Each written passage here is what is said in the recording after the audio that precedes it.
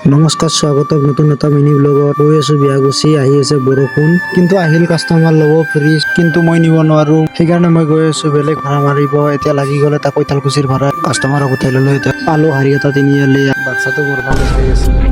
কাষ্টমাৰৰ লগত কথা পাতি আহি পালো